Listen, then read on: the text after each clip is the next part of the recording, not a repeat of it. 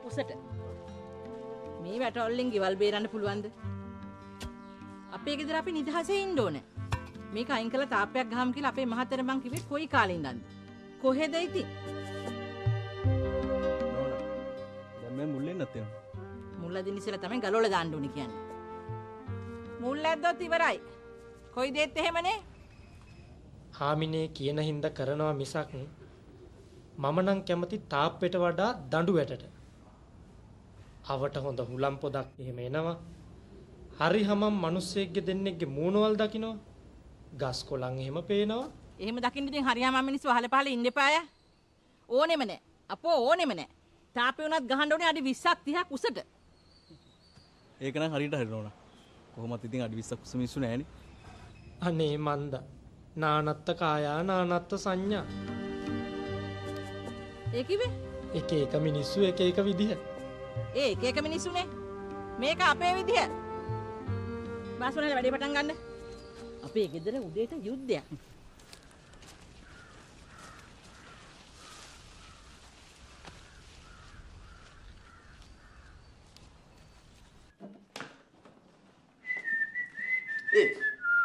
ඔය මගේ සපත්තුවනේ. මම හැමතැනම හොයන. ඉතින් වෙන කොහෙන් හරි තියාගන්නකොද මගේ වාසෙම ගහන්න එන්නේ. වෙන කොහෙද යන්නේ? මේ ගෙදර දිනවන්ට දැන් දියන්නේ. තත්පරක් කියලා මේ මිනිස්සු කඩවල් අරන වෙලාව.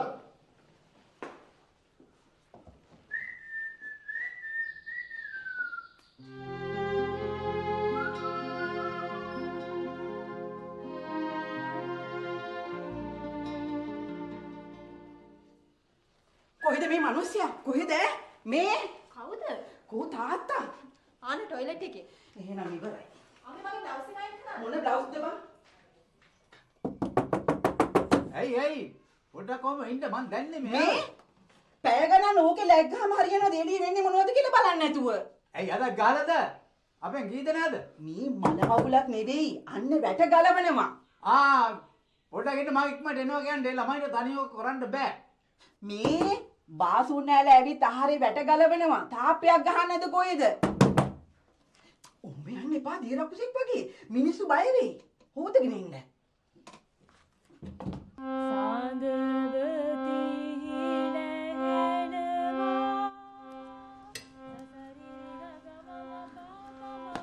කොහොනේ මගේ පෑන හැමදාම කවුරු හරි උස්සනවා. කොහේ හරි ඇති ළමයෝ හොයලා බලන්න ටිකක්. අටට ලෙක්චර් එක. මාලතිගෙන් අහලා බලන්න.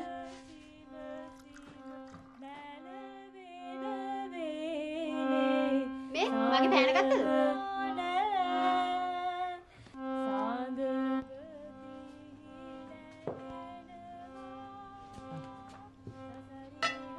බාසුන්ලට තේරිය දුන්නද? හදනවා. මට අත් දෙකනේ තියෙන්නේ. ඔය කිවි හතරක් තියෙනවා කිය.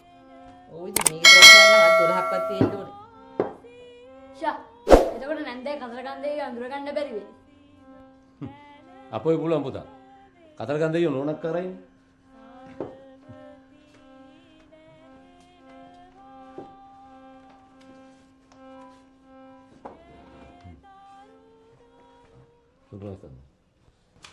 තේරෙනවනේ. වැට ගලවන්නේ තාප්පේ බඳින්න. වටිනව නේද අපිනුත් අහලා බලන්න. මොකද අපි දෙගොල්ලම එකතු වෙලානේ වැට ගැහුවේ. ඒක හරි කල්යන්නේ මේ වැටක් හදන එක ටිකක් අමාරු වැඩක්. ඒකට දෙගොල්ලක් ඕන. ගලවන්න පුළුවන් ඒගොල්ලන්ට දන්නේ.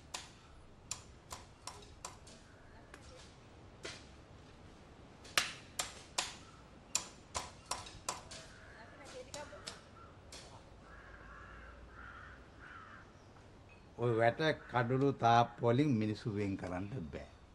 වැට කඩළු තාප්ප කියන්නේ తాවකාලික දෙයක්. ඔය ඉලව් ධර්මදේශනා මට ඕනේ නැහැ. වැට ගලවන්නේ තාප්පේ බඳින්න. බඳිනනම් බැඳගත්තා වයි. වැටත් ඒගොල්ලන්ගේ තාප්පත් ඒගොල්ලන්ගේ. ඒකට අපි ඉඩම. ඉඩම අපි දෙගොල්ලන්ගේ. දෙගොල්ලම නා අපි දෙගොල්ලම කැමති වෙන්නේ දෙයක් එපා කරන්න. කල්යාණී ගඩොලුත් ඒගොල්ලන්ගේ වැලිත් ඒගොල්ලන්ගේ සිමිදිත් ඒගොල්ලන්ගේ. ඔහෙ බැඳගත්තා වයි. ඒකට බඳින තැන අඟලක්වත් අපෙන් අල්ලගත්තොත් එහෙම. කොහෙද ඔය යන්නේ? ගිහිල්ලා අරක නවත්තන්න. අනේ යන්නකෝ. හරි. මම දෙදකින් එකක් බේරා ගන්නම් මේකේ.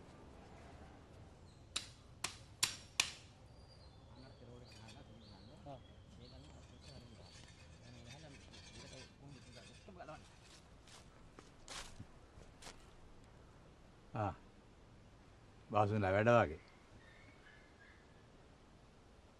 මෙන්න මෙහාට එන්න බාසුන් නැහැ.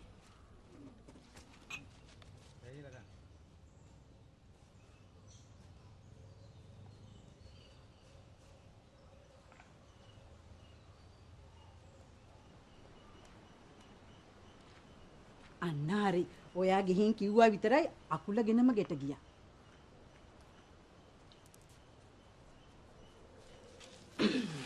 මම මේ බාසුන් හැලට කියන්නමයි කියලා හිතාගෙන හිටියේ. මම මේ උපදුපයක් කියලාම කියනව නෙවෙයි. ඔය අල්ලපු ගෙදර ඉන්නව නේද? අනේ හරි හොඳ මිනිස්සු නෝනා. මහත්තයත් හරි කරුණාවන්ත පාට. බත් එක්ක ගත්තද? ඔව් අම්මේ මම අද ගෙදර ඉන්න ටිකක් පරක් වෙයි. මේ මණිරත්නම්ගේ ෆිල්ම් එකක් පෙන්වන ඒ ටිකේ. සර් කිව්වේ කොහොම හරි බලන්න කියලා. මම යනවා. මුසර්ණයි.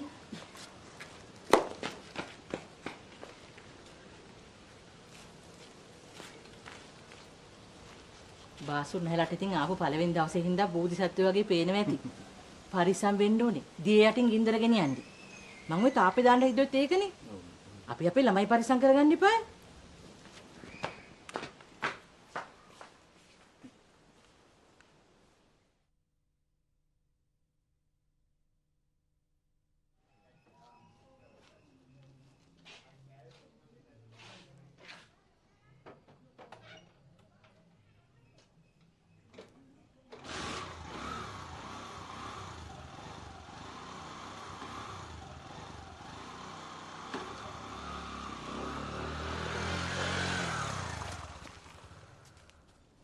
මං හිතුවා නියම පිරිමියෙක් වගේ අරුන්දට දෙකක් කතා කරලා ආවා කියලා.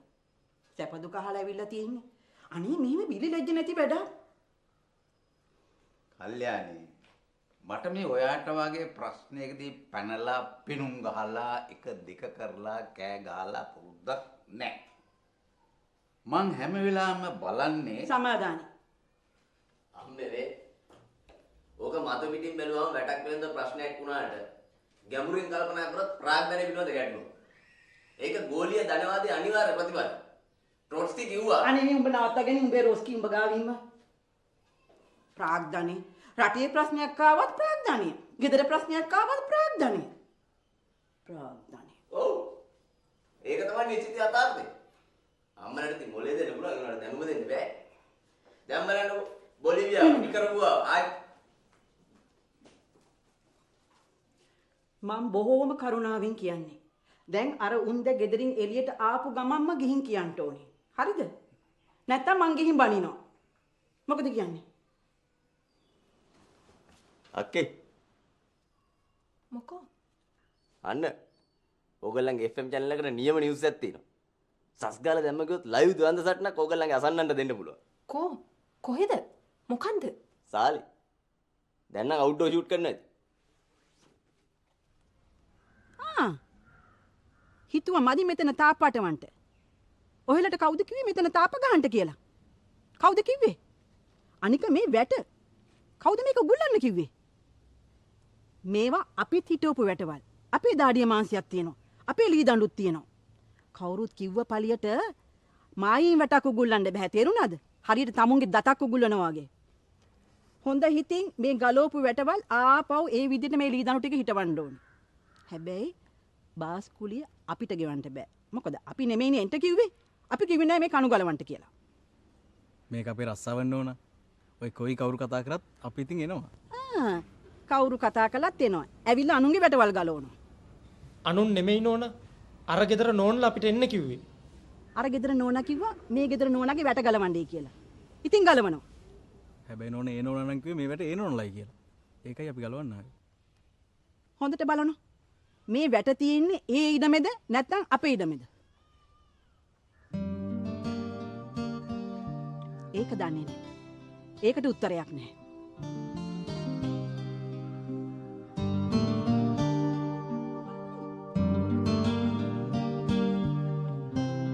මාලති සූරෙන් ඉක්මනට තාත්තට එන්න කියන්න. ඔව් මේ දැන් අපිට පේනවා ඉතාමත් මනරම් අන්දමින් මේ ඓතිහාසික ද්වන්ද සටනට නියමුවන් යන සැටි. ඇත වශයෙන්ම මා කිය යුතු එක දෙයක් වන්නේ මෙහිදී ඇත් අස්ත්‍රිය පාබල හමුදා වෙන වෙනම දක්නට නැත. ඒ සියල්ල කැටි කරගත් මහා ජවයකින් යුක්ත වූ එහා ගෙදර සහ මෙහා ගෙදර සදාතනික ගැටලුව සදාකාලික ක්‍රෝධය සහ වෛරය ඕකනේ මම කියන්නේ මේක ප්‍රාග්ධනය සම්බන්ධ ගැටලුවක් කියලා. ට්‍රොට්ස්කි කියපු විදිහටම ලෝකේ ඕනෑම බලවතුන් දෙපාර්ශවයක් තම තමන්ගේ පැවැත්ම වෙනුවෙන්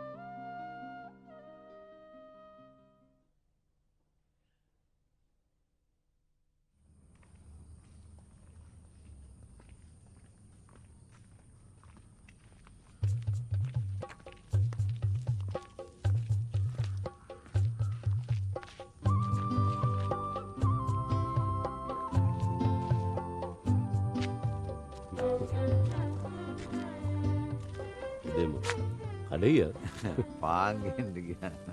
සුමන දෙසින් නෑ අනේ 7 වෙනකොට එකේ පාන් ඉවරයි. මම මේ ලියොන්ස් එකෙන් ගත්තා. අපරාධද කඩේ යන්න පරක් වුණා නේද? ලේනේට මේ ඔෆිස් යන්නත් පරක් වෙලා. නෑ ඒක නම් කවන්න ඔය ෂෝට් ලීව් එකක් දාගන්න බැරි. දන්නේ නැද්ද මේ අපේ ගෙදර උන්දලාගේ වැඩ පිස්සුනේ. මේ අපේ ගෙදර උන්ද ඊට එහා. මොන තාප්පද මේ ඉන්න ඩිංගට? ඒකනේ මාත් කියන්නේ. අපි අද හිටියා හෙට මොනවද නැද කවුද දන්නේ? අහලා. පරක් වෙනවද? වැඩයි ලයින්ට. නෑ ඉතින් පහමාර රැයනකොට ගෙදරනේ. මං එහෙනම් එන්න දර පැත්තේ. ඉතින් 6ට විතර යාට කින්සෙකට එන්න ඕන.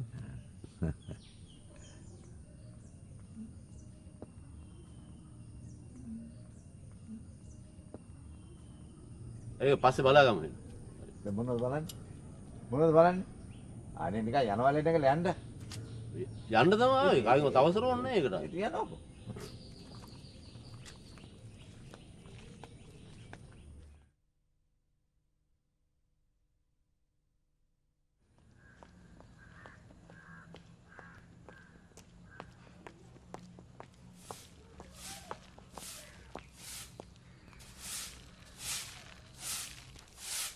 Good morning, Mrs. Lenagala.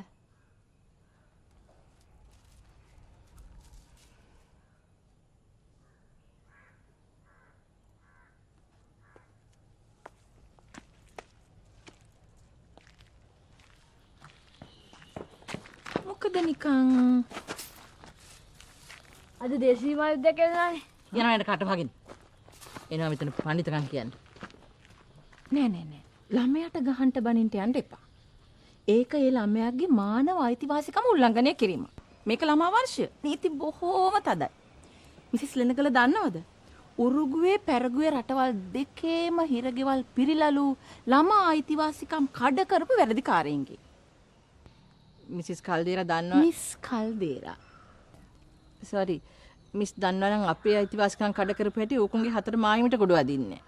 අපි කොච්චර නීතියට එකඟව ජීවත් වෙන්න හැදුවත් උන්ගේ දඩබ්බරකම් වලට සේරම යටයි. උන් කිව්වේ අර අල්ලපු ගෙදර හැටි කරේ වෙන කවුද? එහෙම ආමන්ත්‍රණය කරන එක වැරදි. ඒක මිසිස් ලෙනගලගේ ප්‍රෙෂරයකටත් හොඳ මදිනේ. අනිත් එක කාන්තාව විදියට අපි හැම තිස්සෙම ඉවසන්න පුරුදු වෙන්න ඕන. ඒතොර අර අල්ලපු ගෙදර බුම්මට්ටි එයා කාන්තාවක් නෙවෙයිද? එයා ඉවසන්න ඕනේ නැද්ද? ආන නියම මාතෘකාවට ආවා. සොක්‍රටිස්ගේ බිරිඳ සෙන්තපි මතකනේ මං එදා කාන්තා අභිවෘද්ධි සංගමයේදී මතක් කළේ. සෙන්තපි එනවා මරණාසන්නව ඉන්න තමන්ගේ සැමියා ළඟට. පොඩ්ඩක් හිතන්න. තමන්ගේ සැමියා වස බීලා. ඇත්තටම නම් වස පොවලා. බිරිඳ කතා කරනවා. එතකොට සොක්‍රටිස් කියනවා ක්‍රීටෝ අපි එක්ස්ලේපියස්ට කුකුලෙකු පූජා කළ යුතුයි. පොඩ්ඩක් හිතන්න මිසිස් ලෙනගල. සැන්ත පිට මොනවා හිතෙන්නේ නැද්ද?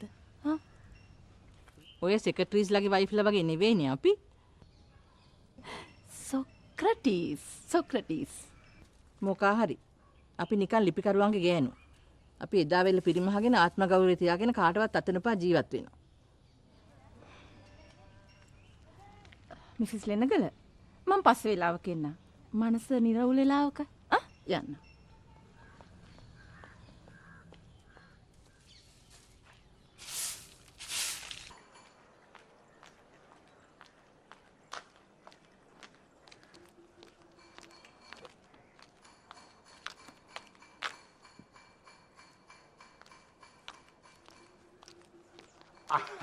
Good morning, Mrs. Caldera. Miss Caldera හැමදාම වරද්දනවා. Sorry.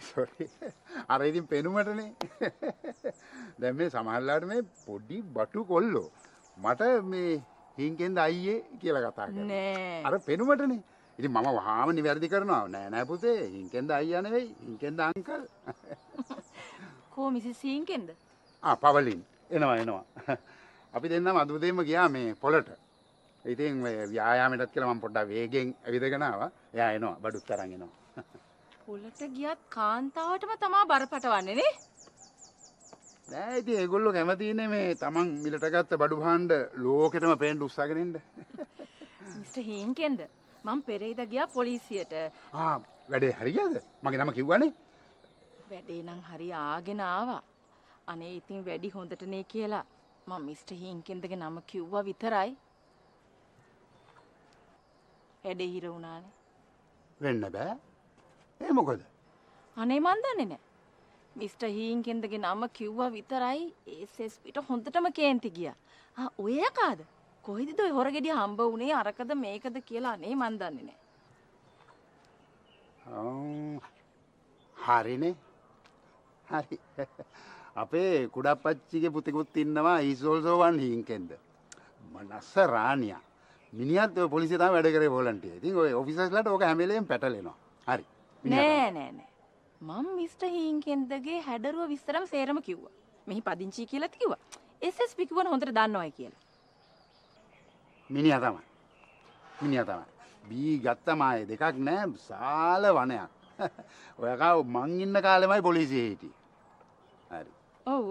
හොඳට බොනවයි කියලා නම් කිව්වා තමයි. ඉන්නකෝ මම පොලිසියට ගොඩ වෙලා SSP හම්බ වෙලා ඔය එන්නේ මිසිස් හීන්කෙන්ද? එනවා.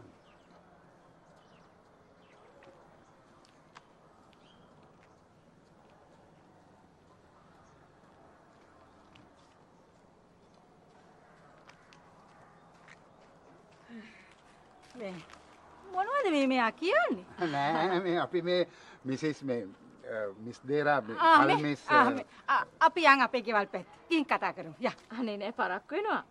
මේ මම මිස්ටර් හීන්කෙන්දට කී හිටියේ අපි අර කාන්තා සංවිධානයේ නඩුව ගැන පොලිසියට පොඩ්ඩක් ගිහිල්ලා කතා කරලා. පොලිසිය යන්න? මෙයා එක්ක? එනයි. කල්දේර නෝනවත් දකප් කරගනීවි. හරි විහිළු. අපේ නෝනා දන්නවනේ ඉතින් උදේ ඉඳලා විහිළු බල්ලවනාවන්න තියෙනව නේද? මේ යන ගමන්. එන්නයි.